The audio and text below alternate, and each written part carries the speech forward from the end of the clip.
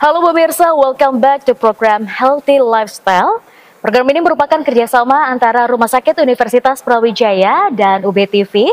Dan pada program ini kita akan membahas isu-isu kesehatan.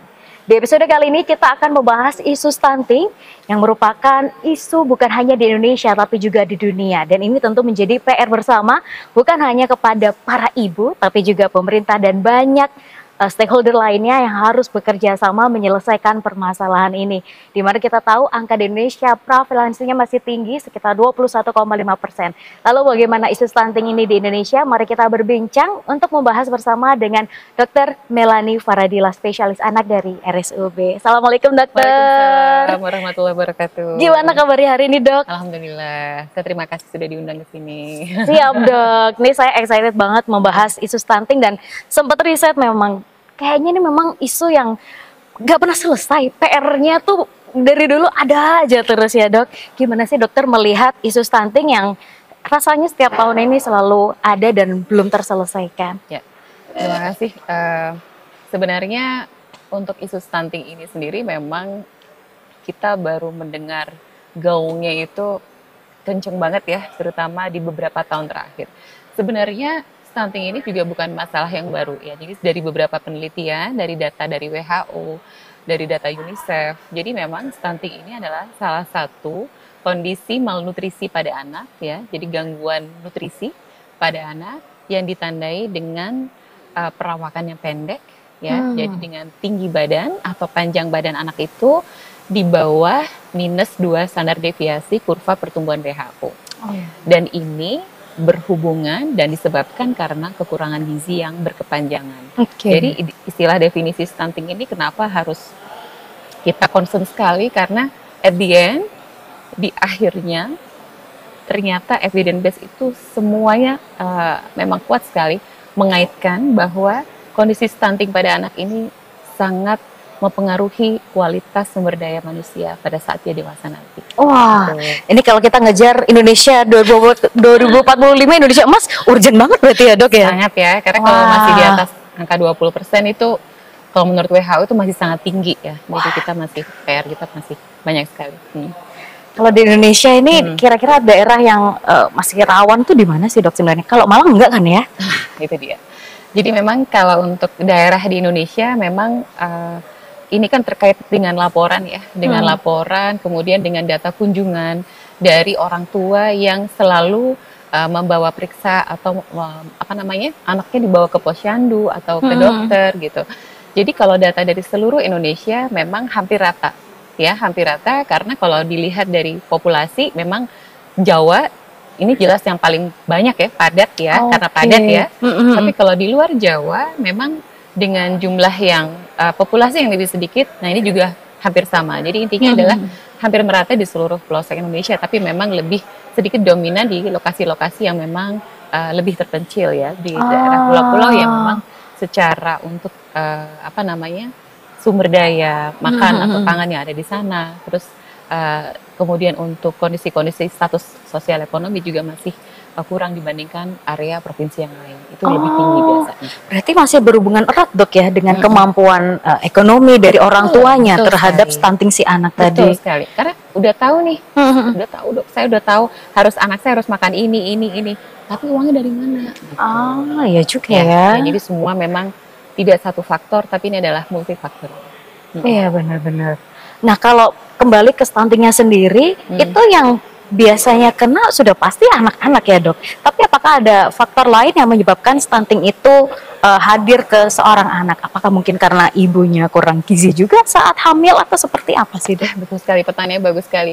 Jadi stunting ini sebenarnya stunted atau pendek pada anak ini adalah kondisi anak pada balita, jadi usia 0 sampai 5 tahun. Jadi pada saat lahir pun apakah dia sudah ini stunting nggak ya kira-kira? Bisa, karena kemungkinan ya itu tadi waktu lahir berat badan lahirnya rendah, begitu. Jadi kemungkinan pada waktu kondisi hamil, kondisi fisik atau kesehatan ibu lemah ya, terus sering sakit gitu ya, atau mungkin kurang sering mengontrol kehamilannya. Jadi bagaimana perkembangan bayinya tuh juga mungkin kurang terpantau, dan bagaimana asupan nutrisi ibu selama hamil. Begitu. Oh, Ya. jadi harusnya semenjak hamil ibunya ini udah dipantau nutrisinya Betul juga ya dok? sekali, Nggak bisa betul. udah brojol Udah kadung, lahir. wah baru dipikirin, itu Iya, terlambat ya dok? Ya, ya tidak terlambat, tapi merupakan salah satu faktor yang sangat berpengaruh karena Ah, prematur, bayi berat lahir rendah ini adalah penyumbang, salah satu penyumbang tertinggi juga kondisi anak-anak stunting di Indonesia. oke. Resikonya tinggi sekali.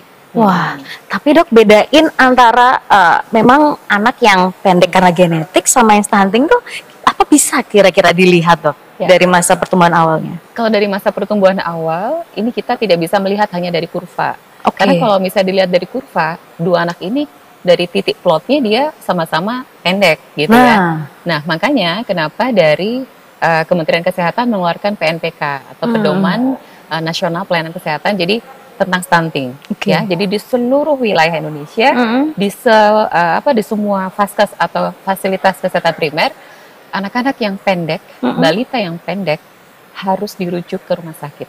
Oh. Ya, kenapa dirujuk ke rumah sakit? Karena sebenarnya yang menegakkan diagnosis anak ini stunting, ataukah dia stunted karena yang lain, apakah karena dia secara genetik atau keturunan, ini adalah dokter spesialis anak.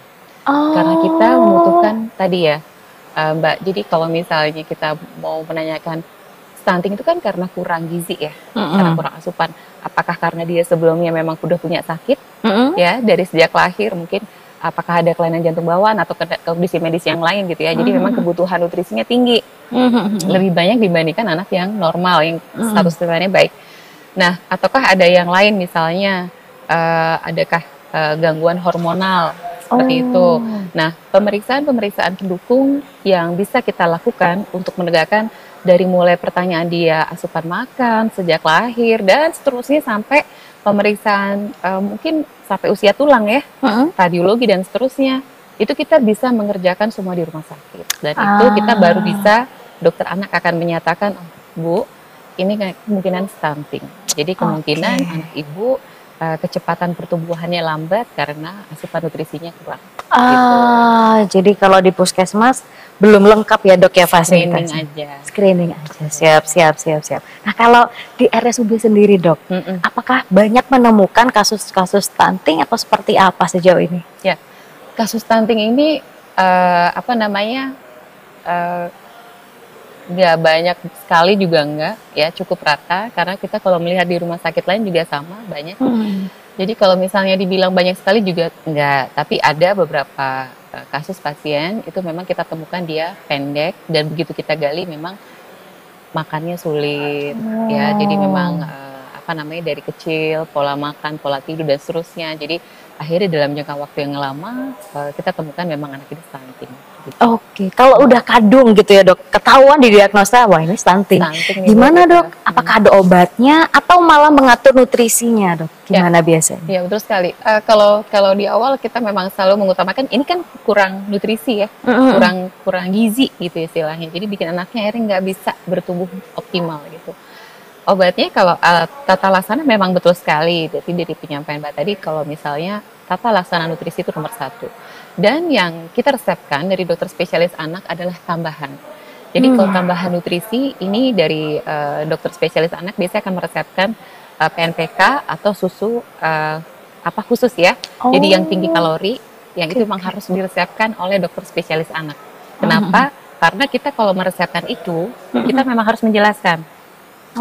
Ini kan kita sudah punya data nih, si A anak ini, anak ibu cuma mampu makan tuh sekian, makannya sedikit misalnya, tapi anak ini usianya sekian. Nah, dengan perhitungan dan lain sebagainya, ya di rumah sakit maka kita dokter anak memang harus bisa menghitung, jadi sejumlah berapa kebutuhan susu yang bisa diminum oleh anak ini. Jadi supaya dia akan pelan-pelan bisa memperbaiki kondisi stuntingnya. Nah itu bisa, insya Allah. Jadi memang setiap individu akhirnya perlakuannya berbeda ya dok ya, nggak bisa dipukul rata. Nggak bisa dipukul rata, tapi secara garis besar pemberian nutrisi khusus ya, susu khusus tadi. Kemudian yang kedua adalah memang memperbaiki mindset ya, terutama pengetahuan orang tua. Ini nih PR sekali buat kita semua. Karena kadang-kadang orang tua sudah dok 2 jam sekali sudah gitu. Ya kita memang kadang-kadang orang tua ini kan beda-beda nih, bapak, ibu, dan ini anaknya baru nih. Aduh. Jadi anak yang bukan ibunya ya, bukan. Jadi memang orang tua juga harus mulai belajar mengetahui ya. Jadi kondisi anaknya ini seperti apa, kapan dia nggak suka makan yang apa, kapan dia lebih suka makan yang apa. Jadi nggak bisa dipaksa dan lain sebagainya begitu. Jadi sangat berbeda kasusnya. Ini kan 2 tahun pertama tuh anak lebih bagus dengan ASI ya dok ya. Nah kalau masih full ASI kira-kira pemenuhan gizinya sudah cukup atau kalau ditemukan adanya stunting perlu ada penambahan lagi atau seperti apa dok? Ya, jadi sebenarnya dalam kasus stunting untuk kondisi-kondisi khusus, terutama stunting ini kan 0 sampai 5 tahun. Tapi kita bagi sebenarnya nih Mbak. Jadi kalau misalnya di usia 6 bulan pertama sudah kita temukan memang anak ini sudah ada tanda-tanda awal nih. Nah, jadi sebelum jatuh ke stunting sebenarnya dokter itu atau petugas kesehatan itu sudah bisa mendeteksi. Ini kok naiknya seret ya. Terutama di awal sebelum jatuh ke tingginya yang susah naiknya adalah berat badan. Nah, jadi sebelum kita menemukan, dia pendek ya. Ini kita di awal nih udah kelihatan nih. Nah, sebelum jatuh ke stunting, harusnya di sini nih di awal kita langsung take over. Jadi makanya biasanya ada istilah manajemen laktasi. Manajemen laktasi ini pada anak usia 6 bulan yang full ASI, kalau sudah mulai ada gangguan pertumbuhan, maka kita bisa sarankan untuk bagaimana ibu coba diperah ASInya, kita lihat betul berapa volume jumlah ASI yang bisa ibu berikan kepada anak sekali minum, sekali netek seperti itu. Kadang-kadang seperti itu. Jadi supaya orang tua tuh tahu ya, enggak dok, netek kok anaknya cukup, pasti saya cukup nih nenek nih langsung nenek gitu. Nah kadang-kadang memang kita harus bisa berkomunikasi ya dengan baik, karena kadang-kadang orang tua yang sudah yakin dan percaya diri, maksudnya ASI saya cukup tapi kok anak saya nggak nambah. Ya memang ada 2 hal, bisa kondisi medis, memang ada hal sakit atau yang lain, tapi kalau anaknya yang memang nenen terus nih mungkin ASI kurang. Nah jadi memang kalau misalnya manajemen laktasi berarti kita perbaiki makanan ibunya, minuman ibunya kita perhatikan, ibu makannya sering lapar nggak? Udah biasa tuh dok nggak lapar loh, 6 bulan loh, anaknya makin gede ke 4-5 bulan, berarti minumnya makin banyak nih volumenya. Ibunya paling nggak tetap setelah disedot, pasti kondisi secara lapar gitu kan. Kalau nggak lapar, ini ada sesuatu nih, berarti apakah neteknya nggak adekuat, ataukah memang sebenarnya udah nggak banyak ASInya gitu. Jadi bisa apa namanya diatasi, apakah memang dengan pemberian ASI donor gitu, ataukah dengan ya kita kalau terpaksa sekali di akhirnya kita memang harus memberikan tambahan susu yang khusus tadi untuk anak usia 0 sampai 6 bulan. Kompleks sekali ya dok ya. Jadi periksa itu bukan anaknya doang nih yang diperiksa, ibunya ikut diintegrasi. Ini saya didampingi dokter Krisna ya. Biar ngomong sama orang. Iya. Gitu. Wah ini ilmu baru juga buat saya. Jadi makin banyak hal yang pengen saya tanyain dok ya soal hal ini. Tapi sebenarnya ini bisa dicegah kan dok ya terkait dengan stunting. Kira-kira gimana dok? Kasih tips and trick nih, terutama mungkin buat pasangan muda yang sedang mau prepare punya anak. Kan tadi kata dokter dari kehamilan nih harus sudah ditata biar anaknya nanti lahir juga dalam kondisi prima. Gimana nih dok? Ya, pencegahan stunting bagus sekali ya pertanyaannya. Memang PR kita sebenarnya yang paling mudah ya, yang paling bisa kita kerjakan pencegahan. Jadi memang betul sekali. Jadi dari sisi semua aspek stakeholder pemerintah ya. Karena ini nggak cuma terkait dengan bagaimana orang tua atau pasangan yang baru menikah, dia siap dan tahu bagaimana nanti kalau pasangan itu nanti hamil, istrinya hamil, apa saja yang harus diperhatikan makanannya, kondisi kesehatan ibunya. Jadi supaya pada saat nanti hamil, ibu dan bayi juga bisa tetap optimal kesehatannya. Jadi ini cetakan pertama ini akan berpengaruh sampai dia dewasa. Karena ingat, kita sering dengar istilah window period atau critical period itu di 1000 hari pertama. 1000. Sering dengar ya? Sering. 1000 hari. Tapi 1000 hari itu bukan setelah lahir. 1000 hari itu semenjak bayi sudah mulai dalam perut ibu. Dan itulah sebenarnya cetakan 80% otak kita dewasa itu di 1000 hari pertama. 80. Jadi kita ini sekarang nih, kita 80% peran ibu kita. Wah, terima kasih Ibu. Karena ya kita juga yang sedang memperhatikan ibu kita ya. Jadi, jadi nutrisi sejak hamil itu sangat penting. Kemudian bagaimana lingkungan di rumah, ventilasi. Kemudian supaya tidak mudah terkena TBC atau asap rokok dan sebagainya, itu sangat harus diperhatikan kalau kita seperti itu. Jadi pencegahan mulai dari lingkungan, kemudian kesehatan ibu hamil, rutin kontrol, ANC, dan bahkan setelah lahir ASI eksklusif. Itu pencegahan juga, karena ASI itu luar biasa, banyak bioaktif, biofaktor yang nggak ada di susu selain ASI. Dia yang bisa menumbuhkan daya tahan imun anak sangat maksimal, optimal. Tumbuh kembang otak dan semua itu dari ASI, itu di 6 bulan, itu pertama ya. Kemudian setelah itu makanan, MPASI, bagaimana kita memperhatikan gizi yang lengkap dan seimbang. Jadi orang tua, dok katanya nih supaya nggak stunting nih anaknya, berarti ya, protein hewan, jadi makannya banyak nih protein hewan gitu, supaya anaknya nggak stunting. Iya, tapi jangan protein aja gitu, karena anaknya juga harus tenaga gitu ya. Tenaga, sumber kalori itu berarti juga nggak cuma dari protein. Yang paling besar justru sumber karbohidrat, sumber lemak. Itu juga harus ada dalam satu sajian makan. Jadi memang harus gizi lengkap. Ya, jadi itu pencegahan ya. Jadi orang tua juga begitu MPASI udah ngerti nih. Anaknya berarti makannya gitu ya, proteinnya utamakan protein hewan. Itulah cara pencegahan, dan yang berikutnya adalah imunisasi.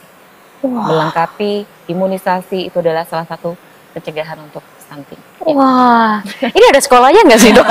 Sekolah pranikah mungkin ya, yang di KUA kayaknya harus dilengkapi dengan ini deh dok kayaknya. Iya, jadi emang itu kan kita nggak diajarin ya. Iya. Kalau saya pernah ada kerabat memang yang pernah keluar ya ke Amerika gitu. Pertukaran pelajar AFS, kalau nggak salah sampai sekarang masih ada ya. Itu ada satu mata pelajaran SMA itu di sana, high school tuh dia merawat bayi. Jadi dia ada mata pelajaran yang dia harus bawa bayi pulang. Ya nanti kalau jam berapa bayi nangis itu ada beda nih. Bayi nangis yang bayi nangis yang minta minum. Nah, keren banget. Gimana cara ganti pampersnya dan lain sebagainya, itu udah diajarin sejak mereka remaja. Itu baru itu ya, mungkin nutrisi juga yang lain-lainnya.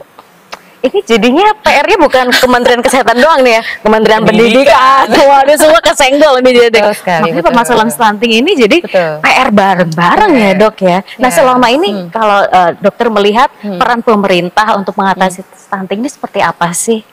Kalau saya melihat, saya terima kasih sekali terutama kepada guru-guru saya ya yang sudah mencetuskan dan sangat memperjuangkan kondisi isu stunting ini yang memang harus diperhatikan sekali oleh pemerintah. Kenapa? Stunting ini kan berkaitan dengan SDM, kualitas SDM. Betul. Ya, kualitas dari perkembangan otak pada saat dewasa nanti, kualitas kesehatan seorang anak pada saat dewasa nanti. Kenapa? Karena Indonesia ini penyumbang stunting nomor 4 tertinggi di dunia. Ya, setelah India, Nigeria, Pakistan, kita juara 4. Aduh, kita nggak boleh bangga tapi kan dok. Dan ini apa hubungannya dengan itu? Ya kita lihat dari saya kalau nggak salah baca dari beberapa literatur tahun 2021 atau 2022, indeks, ada istilah ya, penelitian tentang indeks kualitas siswa di Indonesia, siswa pelajar SMA. Kita urutan 71 dari 77 negara di dunia dalam kemampuan kompetensi sains, matematika. Itu kita nomor 71 dari 77. Jadi kalau maksudnya mau dilihat apa hubungannya pendek dengan ini, apa hubungannya dengan kenapa kita harus perhatikan pendek itu, nggak cuma udah dia bapak ibunya pendek kan nggak apa-apa anaknya pendek. Kompleks ya tadi seperti Mbak bilang, karena ternyata di balik itu ada hal lain, ada yang sangat menggerogot ya, terutama di perkembangan otak yang akan mempengaruhi kualitas dia pada saat belajar nanti. Oke, baik, luar biasa nih ya. Ini jadi PR bareng-bareng, ibunya belajar, orang tuanya belajar, dokter turun tangan, pemerintah bikin kebijakan. Ini Mbaknya juga. Kita membantu thank mengedukasi masyarakat semuanya ya Dok Iya, ya. iya, Akhirnya benar-benar. semua turun Iya, tangan harus, untuk harus paham. gimana caranya bonus demokrasi 2030 juga baik, Indonesia Emas 2045 juga Iya, tercapai. betul sekali. SDM-nya dulu ya Dok ya diperbaiki. SDM-nya dulu, Nah, itu tugas kita bersama. last question nih Dok, Iya. pesan untuk masyarakat semua berbagai lapisan mengenai isu stunting ini. Gimana sih kita harus aware dan terutama buat orang-orang yang mungkin sedang persiapan untuk punya momongan juga. Silahkan Dok. Ya, terima kasih. Pesan saya sih yang terakhir ini adalah untuk seorang pasangan yang akan bersiap ya, nanti akan memiliki buah hati. Jadi kita nggak cuma nanti hamil gitu ya, terus lahir anaknya ternyata masih panjang sekali.